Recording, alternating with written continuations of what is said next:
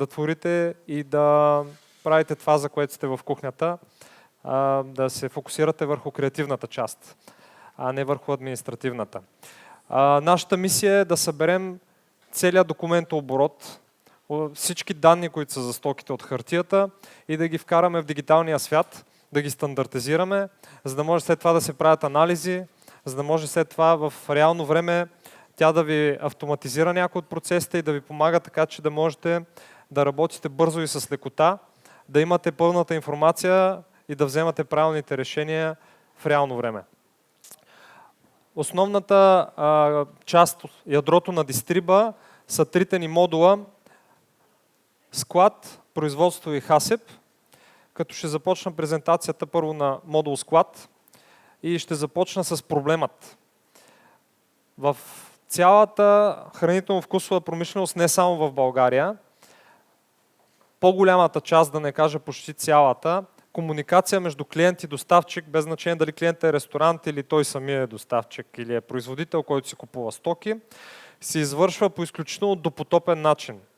Заявките от клиента към доставчика се извършват по нерегламентираните канали, телефон, имейл, вайбър.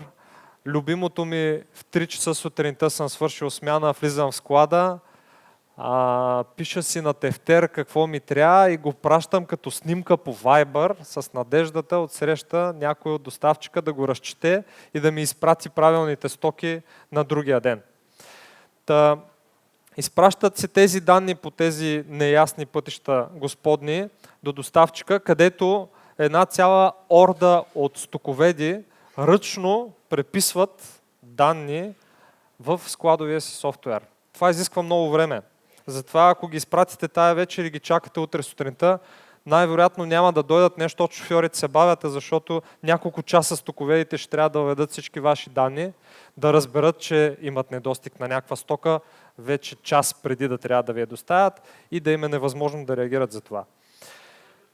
Да объркат поръчката и да ви донесат нещо друго, работата е паприкаш. След което доставчика трябва да разпечата данните за стоките, които ще ви достави, на хартия отново и да ги прати по шофьора, най-вероятно, фактура, стокова разписка, да ги изпрати при вас, където пък е ваш ред, като готвачи, менеджери, собственици на крайния обект, да седнете на едно компютърче и да ги въведете тия данни или там стоковеда, на който му плащате за това. Тоест, ако погледнем така отдалеч тая цялата картина, всъщност се оказва, че два софтуера, този на клиента и този на доставчика, си комуникират чрез хартия и ръчно въвеждане на данни, което е убийствено. Генерира грешки, генерира изключително забавяне, особено при ресторантите, когато шофьорът ти дойде с стоката в 11:30 и ти трябва да се готвиш за обяд, нямаш време да въведеш тази стока, съответно я оставаш за след работа, съответно складът ти излиза на минус, това ти генерира още една ревизия, ти трябва да я правиш много по-детайлно и така нататък и така нататък. Ужас, с две думи. Допълнителни хора, които трябва да вършат съвсем друга работа, не говорим за готвене тук, и грешки, проблеми, в края на краища загуба на време и пари. Как става този свят в Дистриба? Същите двама симпатяги, но вече интегрирани в Дистриба, си имат модулче на Дистриба в своята инфраструктура. Клиентският модул на Дистриба прави постоянен мониторинг на склада му. Може да се вържем за всеки пост-софтуер, в който работите, и в реално време или на някакъв определен интервал да дърпаме данни и да следим кога вашите наличности на даден артикул са паднали под минимума. Вие сте въвели при нас от кой го поръчвате, на какви цени, може да проверим да не би да ви е дигнал цената и да е излязъл извън обхвата. И след като направим всички проверки по всяко едно време на денонощието, можем да изпратим дигитална заявка към модула на Дистриба на съответния доставчик. Модула на Дистриба на доставчика пък следи неговите наличности, получава заявките постоянно, консолидира ги, обработва ги, анализира ги И в момента, в който на него му паднат наличностите заявено, още докато са заявени в 3 часа през нощта, той може да генерира пък заявка към неговия доставчик. Т.е. да се грижи така, че той утре да е обезпечен с тока, за да може и вие да сте обезпечени с тока, а не сутринта, когато лелите са дошли на работа и са свършили една камара въвеждане на данни и то вече към обяд е ясно, че стока няма, ама няма и какво да направиш, защото вече трябва да я караш при клиентите. И този модул на доставчика да изпрати данните при модула на клиента още преди шофьора да е там. При доставчика работата също много се облегчава, защото вече не му трябват стоковеди, освен да въвежда данни, може да остави по-малко и по-качествени, да проверяват това, което се заявява, да анализират, да правят по-интелигентни неща. Буквално шофьорите могат сутринта, като дойдат в 6 часа на работа, да си отворят телефоните, да видят какво трябва да товарят, на кой камион, за къде, с подготвени маршрути, с всичко и да тръгнат да карат, което означава, че в 7 часа стоката може да е в някои ресторанти, а не в 11. Нали? След като пристигне на рампата, той пушва през телефона с пушъп нотификация представителя на ресторанта, който е на смяна, дистриба знае кой е на смяна, ръчка му телефона, той го вади и гледа, че го чака еди си каква стока на рампата, отива, поглежда си заявката, гледа стоката и понеже вече има много повече време да провери стоката, защото няма да въвежда данните, проверява е.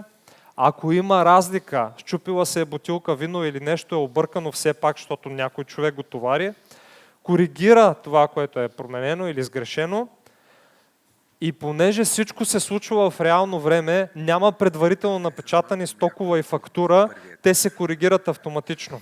И в момента, в който не приеме бутилката с вино, тази информация се връща при доставчика, за да може той да си потърси тая бутилка вино от шофьора в края на деня. А със самото приемане от страна на ресторанта всички данни за стоката влизат автоматично в неговия продажбен софтуер. И той следващата салата вече дърпал тая стока от тая партида с този срок на годност, без да въведе една данна. Автоматично влиза в входящия му контрол по ХАСЕП и там не въвежда, в склада му и всичко, може да започне производственото му, може да започне да тегли от тия стоки. Следващия модул е производствения. Основното предизвикателство пред производствените модули в складовите софтуери, във всички складови софтуери е това, че имената на артикулите се пишат кой както си хареса. Леля Ганка е написала консервата с грах К.грах, а Леля Пенка консерва Г. И оттам нататък производството и склада не могат да се комуникират помежду си в детайл, ами могат да се комуникират само по едно номерче. И заради това във всички останали софтуери, така наречените тъпи рецепти, не могат да пробират от артикулите в склада. Наш партньор е Happy, с тях работим в централния им склад. Преди да започнем да работим заедно, те имат примерно 5 вида брашно в склада.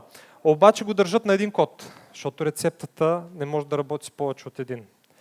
Което прецаква склададжиите, защото ако те трябва да направят ревизия, трябва да направят на цялото брашно, защото не им се води по отделни редове, или пък ако го разбият по отделни редове, прецакват кухнята, защото там някой човек трябва постоянно да сменя днес с кое брашно ще готвим, утре с кое брашно ще готвим. Дистриба рецептите са умни, разпознават артикулите по предварително зададени дефиниции. Примерно, ако ме интересува киселото мляко с каква масленост е за тази рецепта, ще му задам да търси даже в някакъв обхват. Ако не ме интересува, ще кажа търси само кисело мляко краве. Тя ще изрови склада ми сега в реално време, ще намери най-подходящите артикули, ще провери партиите ми, сроковете на годности и ще каже на бай Иван, отиди до едис кое палетно място и вземи едис кой стек с кисело мляко, защото не искаме да ни залежава стоката. И той просто ще отиде да го изпълни, като може да го направи от телефона си. Което ни дава възможност да има пълен мониторинг на всички складове и да може в реално време да се грижи така, че стоката да върви по нейния най-правилен ред и да подбере най-правилно подходящия артикул за нашата рецепта. Тези обхвати можем ние да влияем да ги навигираме и да ги актуализираме в реално време. Другото, което може да направи нашето производство е да навържем множество малки рецепти в една голяма, което означава, че понеже всичко се случва в реално време, в момента в който аз кажа, че тук съм смелил някакво месо, чукна и актуализирам, че по рецепта трябва да направя 250 кг, а съм направил 249,800, на следващата станция вече ми изгря, че към мене идва количката с 249,800 и аз мога да си адаптирам, да преценя и да работя в реално време, или примерно ако рецептата е за разпад на пиле, обаче имам вече 20 кг бутчета, мога веднага да ги вкарам в друга рецепта, без да изчаквам нещо да свърши и да го виждам през дисплея, без да ходя до комшията в другата зона. И вече, стъпвайки на тези данни за артикулите, на тази автоматизация, на тази свързаност, това, което в момента искаме да направим с Happy е, като знаем, че времето във Варна го дават слънчево за следващия четвъртък и имаме минали данни за ресторанта на Морска гара, колко ребарца ядат при такова хубаво време и в такъв ден от седмицата, в миналата година, като е имало състезание яхтено, можем да предвидим как ще трябва да направим производството по рецепти, по дни, по станции, по машини, така че централният модул да прецени колко суровина ще трябва да поръча от кои складове, за да може утре да направи заявка към доставчика за неща, които ще готвя в други ден, за да може ресторанта на Морска гара да има в другия четвъртък съответното ядене в количеството, което ни трябва. Естествено, както казах, имаме модул HACCP, за всичките тия производства данните се генерират автоматично в HACCP чеклистите, така че това въобще не го коментираме.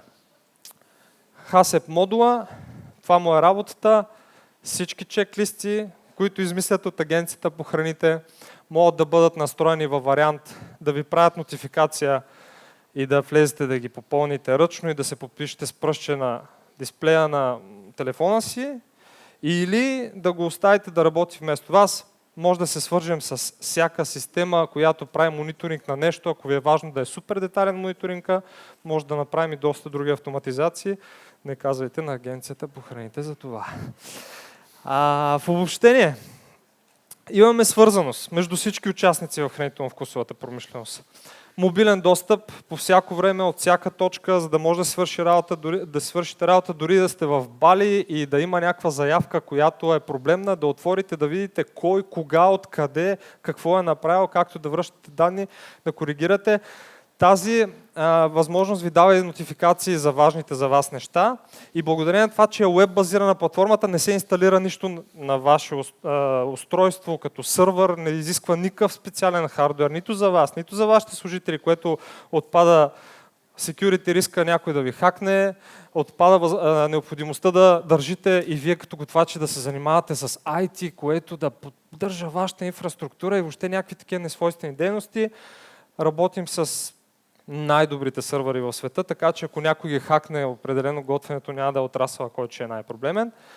Забравяме за хартията, принтиране, консумативи и архивиране на тая хартия. Всичко случва в реално време, т.е. както казах, ако стоката ми не е както трябва да коригирам веднага, не е да драскам по стокова, да върна към доставчика, той да ми изпрати кредитно със следващата доставка по другата седмица и всичко това някой да се надява, че ще стигне от едното до другото счетоводство.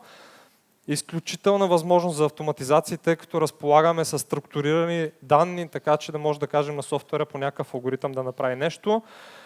Имаме пълна интеграция с всичко, що е друг софтуер на пазара.